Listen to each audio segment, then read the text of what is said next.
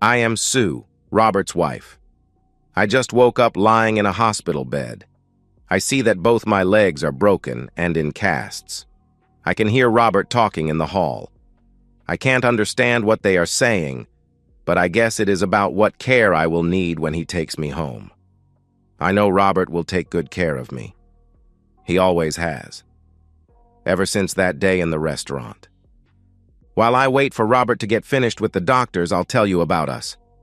I was sitting in a Waffle House staring at a cup of coffee. Yesterday I had gotten my dream job, being a high school teacher at the high school where I had graduated. I start in the fall. I should be happy, right? Well, this morning I took an EPT. The little blue plus showed up. Yeah, I am pregnant. Let's go back a few years. I graduated high school as a virgin. I had worked my back off and received a scholarship. Not to Ole Miss or even Mississippi State. The University of Southern Mississippi. I packed up and drove down to Hattiesburg. I was still a virgin when I started my second year. Okay, let me clarify something. If you went out with me and showed me a good time and I really liked you, well, you might get a hand. This had been going on since my senior year in high school, so I had seen a number of Johnsons. Different sizes and shapes, but always white. It was my sophomore year when I got a call to come home. My brother, who was 6 years older than me and in the Army, had been killed. He was in a country called Vietnam, somewhere in the Mekong Delta. The body arrived 2 days after I got home. Mom wanted to see him. The funeral director would not unseal the casket. Mom was hysterical. We had to call a doctor to give her something to calm her down so she could attend the funeral. I stayed a week, but I had to get back to school. Just before Easter, Dad found her dead. The doctor said she died of something known as broken heart syndrome. At the funeral, I noticed Dad had taken to drinking a lot. This was not normal for him, but I just wrote it off as his way of dealing with the grief. I stayed 2 days, but I had to get back to school. Finals were coming up. I decided to stay at school that summer and take some classes that would allow me to graduate early. I should have gone home and been with my dad. It was just after the 4th of July that I got a call from the sheriff's office. I needed to come home.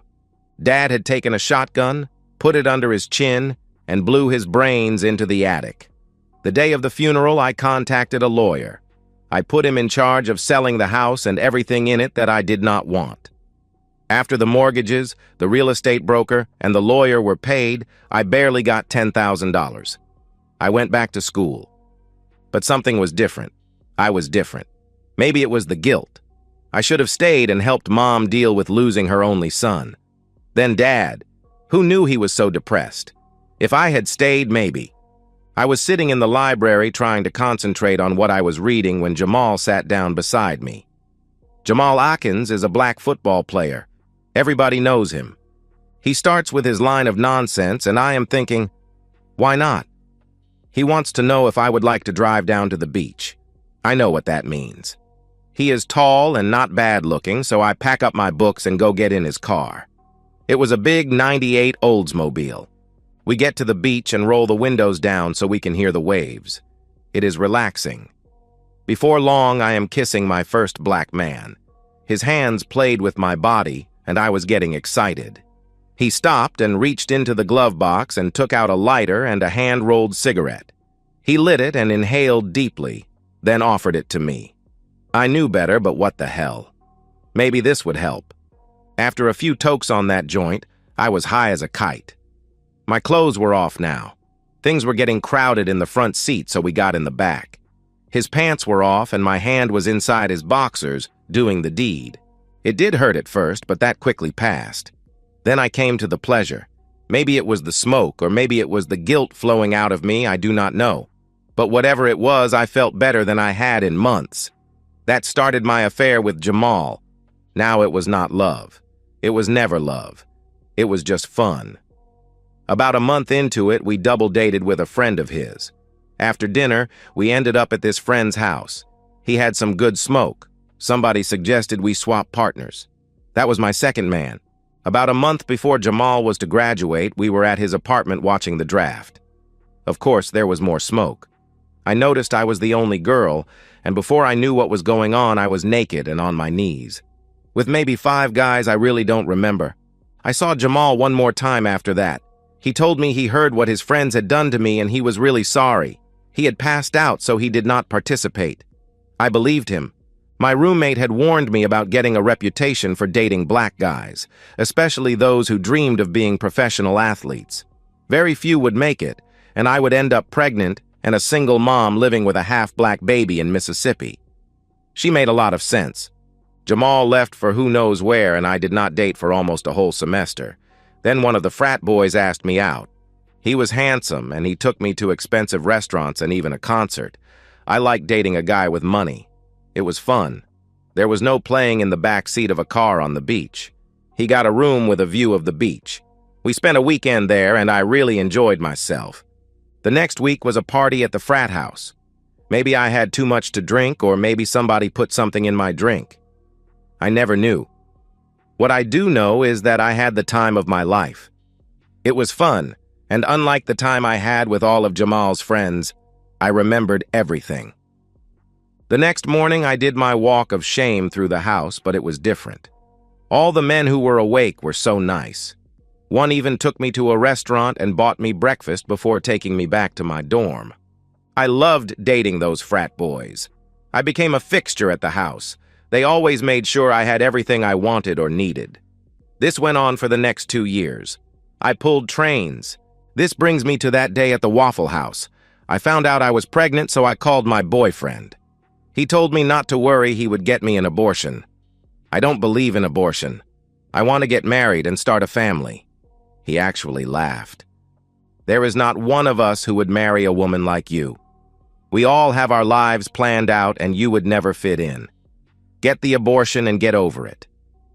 He hung up the phone. Like I said, I was staring at my coffee when Robert walked in. Sue, I was so sorry to hear about your family. While I was not one of your brother's friends, I knew him and he was a good guy. I knew Robert from high school. He was not the sharpest knife in the drawer. He asked to sit down and I motioned for him to sit. What's wrong, Sue? You look like your dog just died. Like I said, he is not the sharpest. But I decide to tell him. Lies, of course. Robert, I am in trouble.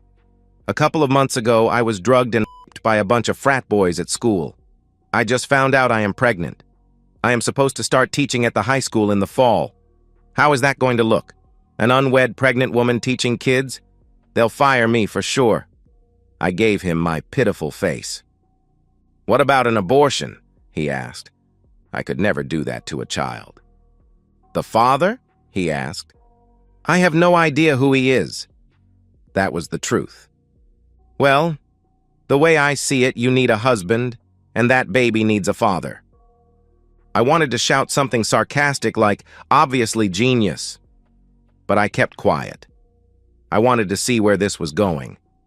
I've known Robert my whole life. I was a year ahead of him in school, but I knew who he was.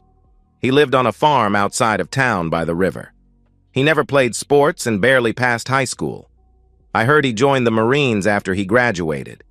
He reached across the table and took my hand. Sue, I always thought you were beautiful. To be honest, I dreamed about you a lot over the years. I even named my rifle Sue. You know, maybe we could start dating. Then we run off and get married. You tell everybody I got you pregnant. I live with my mom out on the farm.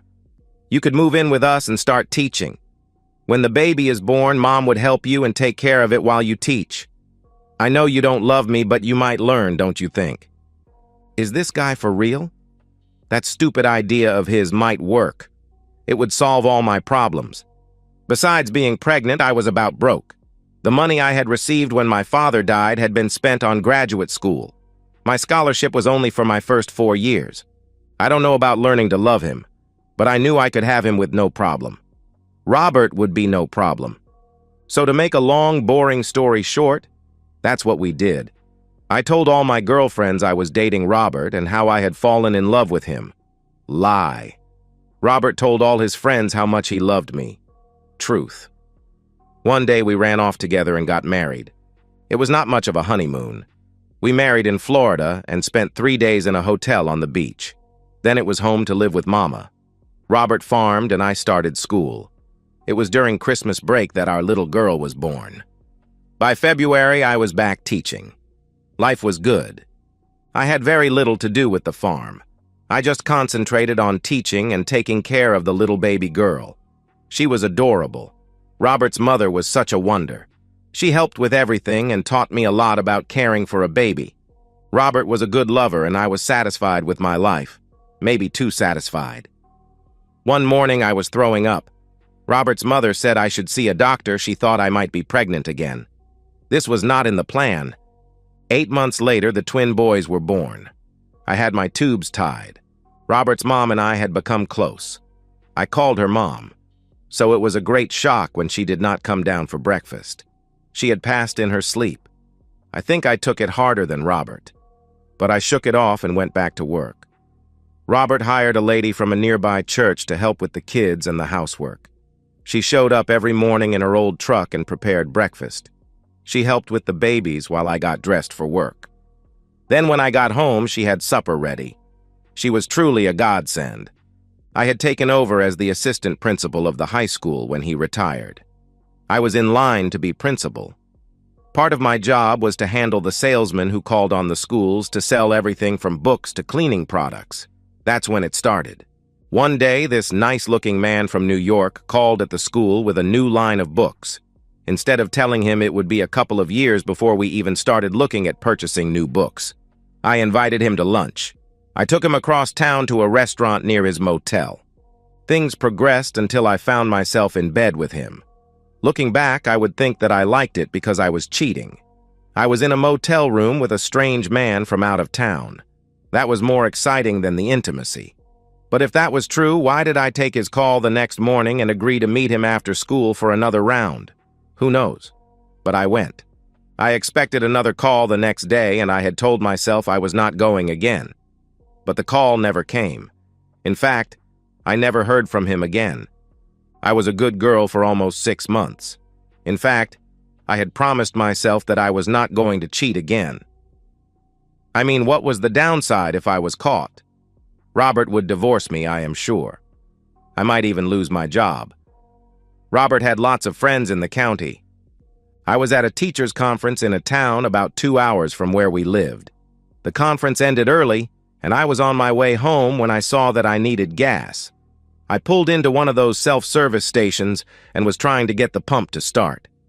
I was getting frustrated when this man walked up and offered to help. Of course, he had it working in seconds. As he filled my tank, I looked at him and yes, I got the itch.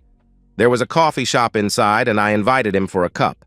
He did not refuse. Less than an hour later, I am again on my back with a strange man. Like I said, it is the situation that gets me off. I am in a strange town, in a cheap motel with this strange man. As I got dressed, he told me he was a mechanical engineer. He worked for Ford and did seminars at different dealerships in the area. He was very smart, unlike Robert, and I enjoyed talking to him. He was from Michigan and came to this part of the country about once a month. Perfect. I gave him my number at school, not my home phone, and surely not my home address. I told him I was married. He was not. Sure enough, about 5 weeks later, I got a call. He was close and wanted to meet. Why not? I called home and told Minnie I would be late, something about a meeting I had to attend. I met him at the hotel where he was staying. This happened 2 more times, then I never heard from him again. I figured he probably met someone new or was assigned to a different territory. No big loss. Summer came and Robert was working on this new project. It was going to make us a fortune. Something with soybeans, I think. Who knows what this guy is doing? The only way he is going to make a fortune is if he finds the Holy Grail. And if he did, he would probably sell it for junk. Sometimes I wonder why I am still with him. We have started arguing all the time, usually about the stupidest things. How did this guy pass high school? And what did the Marines teach him? Like I said, it was summertime, July to be exact. When the principal called me into his office, he wanted to introduce me to the new football coach. It was Jamal Atkins. Yes, that Jamal. My first. Jamal rose from his chair and extended his hand. Thank God. It would be a problem if we had hugged and kissed in front of my boss. After introductions were made and his duties spelled out, I was asked to show him around. We walked over to the gym where his office was located. Jamal, thanks for not letting on that you know me in front of my boss. Jamal shut his office door and locked it. I flew into his arms. My kisses left no doubt where this was going to end up. We used the couch there in his office. On the drive home, I realized this was different from my other two affairs. I got off on the intimacy, not the cheating. I knew this would not be the only time, but I also knew we would have to be very careful. Something like this could cost us both our jobs and my marriage. It did continue. We did it in his office a couple more times.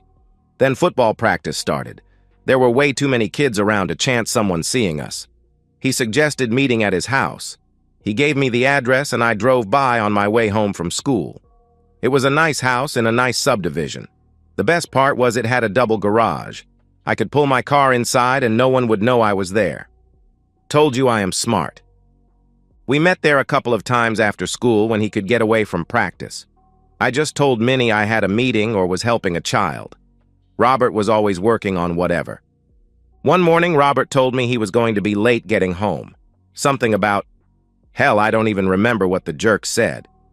I called Minnie and told her I would be late. Another meeting. I met Jamal after he finished practice, and in minutes we were in bed. I figured we had until 8 p.m. Robert had said he would be home around 10 p.m., so that would give Jamal and me plenty of time. Lying next to Jamal after our grand finale, I realized I was in love. Jamal said he loved me also. I went to sleep thinking I was going to figure out a way we could work this out. I woke up at 10:30. Damn, I have to get home. No time for a shower. I jump up and put my clothes on. Jamal is not helping. He just lays there and grins at my dilemma.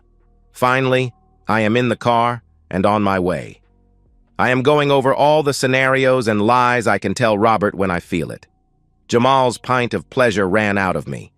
It is going to stain my clothes seats. Robert will see it. I unsnapped my seatbelt and rose up in the car. I am using my skirt to try to wipe myself when I look up. Tree! So that's my story. Robert is walking back into the room. I see tears in his eyes. Robert, it is not that bad. I will get better soon, you just watch and see. He sits in the chair beside my bed and takes my hand. Robert, what's wrong? How are the babies? I asked. He does not answer me, but he starts talking, so I listen. Sue, I have loved you for so long. I think I fell for you in grade school. I know you were my fantasy girl all through high school. I just never thought you would consider going out with me. I mean, you were so smart and me. Well, I barely passed. Even during the hard times while in the Marines, I thought about you. I loved you and always have, and I guess I always will. Even when I caught you cheating, I still loved you. What? You knew about... I started to say. He did not let me finish. That book salesman. You should have seen the look on his face when I stepped into his motel room. I told him who I was before I shot him. He was going to explain, I guess. I did not want to hear anything he had to say. Robert, I am so sorry, but he was the only one, and it was just that one. I started to reply. Again, he just kept talking. I imagine he did not want to hear any more lies. Then that guy who did those seminars for Ford, you had just left and I could smell your perfume in the room. He was braver than the salesman. He ran at me, but he died also. Oh God, Robert, what have you done? Let me help you make this right. Maybe you can call... Again, he does not wait for me to finish. I don't know if they play the television for you while you have been in your coma, but if they do, I am sure you heard the news. The high school is looking for another football coach. It seems Jamal disappeared a couple of days after your wreck. You have probably figured it out by now. I mean, you are the smart one. Does 3 make me a serial killer? I'll have to ask someone about that. I am screaming at the top of my lungs, but nobody is hearing me. Sue, I want you to know that I think you were a lousy wife but a great mother. I will always remind the kids of you, and we will pray for you every night. They will never know the truth about their mother." 2 nurses come into the room. "I am sorry, Mr. Barnes, but it is time." "Of course I understand. She will not be in any pain, will she?" he asked the nurse. "No, she will not feel a thing. The transplant surgeons who will be harvesting her organs will make sure of that." "Sue, wait a minute. Harvesting my organs? What the hell are you talking about? Why is no one answering me? This is a nightmare. Wait. I am awake. I woke up a few minutes ago. Wait." From the perspective of Robert. I buried Sue the first week of October. It was pretty sad, but the kids were too young to really know what was going on. I did not grieve for her. Actually, I did not have the time. I was very busy. Minnie, my housekeeper, took care of them while I got busy harvesting my beans. That is what brings me here to the Waffle House, the same one where I proposed to Sue. I have just come from the brokerage where I sold my beans. I have a notebook in front of me and I am trying to figure out if I made any money on the beans. Like I have said, I am horrible at math. I could never figure out where the decimal goes or what to do with the zeros. After my 3rd try, I lay my pencil down in disgust and take a sip of coffee. "What you working on so hard, Bobby?" "Math, what else?" I replied. "Let me see if I can help." She picked up my pencil and turned the notebook towards her. "Who is she?" "Well, this is Amy. I have known her my whole life. She always helped me with my homework. Probably the reason I graduated high school." "Okay, Bobby, tell me the problem," she asked. "I planted 1,250 acres of soybeans this year. I averaged 90 bushels of beans per acre. The broker is paying me $20 a bushel. I want to know if I made money or not." "Well, do you know your seed and fertilizer costs?" she asked. "Including diesel, I figure it was about $75,000 total." "That seems low. How much was your labor cost?" she asked. "I did all the work myself. Sometimes I planted in the dark using lights on the tractor. Same with the harvesting and hauling, I did everything myself." "That was a lot of work." "I got it done," I replied. "Bobby, you better be glad I am a CPA. I am going to have to find a lot more costs, or you are going to owe the government a ton of money." "Thanks, Amy. I know I can count on you. You always had my back." "If that is the truth, why did you not listen to me when I told you about Sue? I was in southern Mississippi with her. I saw what she was doing and I told you the day after you proposed to her. You knew Bobby. You knew who she was and what she was, yet you married her anyway. You, of all people, should remember how big a crush I had on her. When she started telling me about how she was raped, resulting in her being pregnant, I saw an opportunity and I took it. That little girl is so cute, and she is a daddy's girl, that's for sure," she answered. "The boys are mine. I am sure of it. I was the one who fooled around with her birth control and got her pregnant. Speaking of those boys, we better get home. Mama will need help getting them ready for bed. By now, some of you have figured out that Amy, Minnie's daughter, is black. You got that, right? Well, something I left out was that Linda, Amy's sister, is the school secretary. She answered all calls that came into the school. She also made sure when teachers, like Sue, took off early, their classes were covered. She called her mama, Minnie, and told her where Sue was going, like when she went to lunch with the book salesman. Of course, Minnie got in touch with me to tell me what was going on. I tracked her to the restaurant and then to the motel.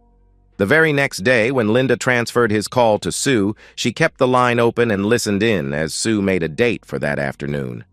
I had no idea about the first meeting with the Ford engineer. How could I? But a month later, he called the school to tell her where to meet him. Again, Minnie alerted me after Linda called her. Now you are probably asking why I had to kill them. I knew Sue was not in love with me. I was just a stopgap for her, meaning when she found something better, she was going to divorce me. We live in a no-fault state. With 3 kids, she would have taken me to the cleaners. I would lose the farm that had been in my family for generations. I could not let that happen. Now you want to know what I did with the bodies. If you must know, Minnie helped. Why? Minnie's family had worked for my family for years. They planted cotton using mules before we switched to tractors. Minnie's 2 girls were the first who did not work as household help. Minnie made sure of it by keeping them in school so they could get good jobs. Linda is the school secretary, and Amy is a CPA. Not bad for 2 black girls from the rural South in the 60s. Enough history, let's go back to Minnie helping me with the bodies. She came into my den, where I keep my guns, as I was packing up to go after the book salesman. "You going to kill him?" she asked. "That's the plan. Stay in the room until after dark, then load him in the back of your truck and bring him home. I'll handle the rest." "What should I do with his rental car?" I asked. "Watch out the window. When Rufus gets there, give him the keys. He'll take it to his chop shop and it will disappear. Now get along and do what you have to do." I did, and it worked, just like Minnie said. When I arrived back at the house with the body, she helped me put it in a freezer she had emptied out in the basement. She locked the freezer and kept the key. I never let on to Sue that her lover was sleeping in a freezer under our bedroom. It stayed there for about 2 weeks. One day, Minnie told me that an old lady who attended her church had died. That meant that I would be digging a grave. My dad had started that years ago when he bought a backhoe. I continue that practice even today. Minnie told me to dig it about 4 feet deeper than normal. I was almost finished when she and Amy arrived with the frozen body. It got dumped into the grave and I covered it up. The next day, the casket with the old lady was placed on top of him. Problem solved. The engineer was handled the same way. He spent almost a month in the freezer before a member of the church died. Jamal was a different story. He was barely frozen when Samuel Junebug Adams died. He had been the janitor at the county courthouse for 50 years. Everybody called him Junebug because he had this habit of catching June bugs in the summertime and tying thread to one of their legs. He would hold the thread like a leash and the bugs would fly around him. Sometimes you would see him with 3 or 4 bugs flying all around him, therefore the nickname Junebug. Junebug was well known and well liked, so there were a lot of people at his funeral. I attended with Minnie and her daughters. Now, some of you listening to this may think I was lucky to get away with 3 murders all those years ago. I always told my 6 kids, I'd rather be lucky than smart. 6 kids, 3 with Sue and 3 more with Amy, of course. One last thing. Sue always asked me what the Marine Corps taught me, and I never answered her. The answer is, they taught me to kill people and I was damn good at it. And that's the end of today's story.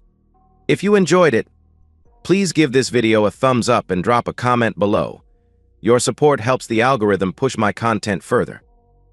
If you're new to the channel, don't forget to hit that subscribe button. It really helps me keep creating more stories for you. Thanks for watching, and I'll see you in the next one.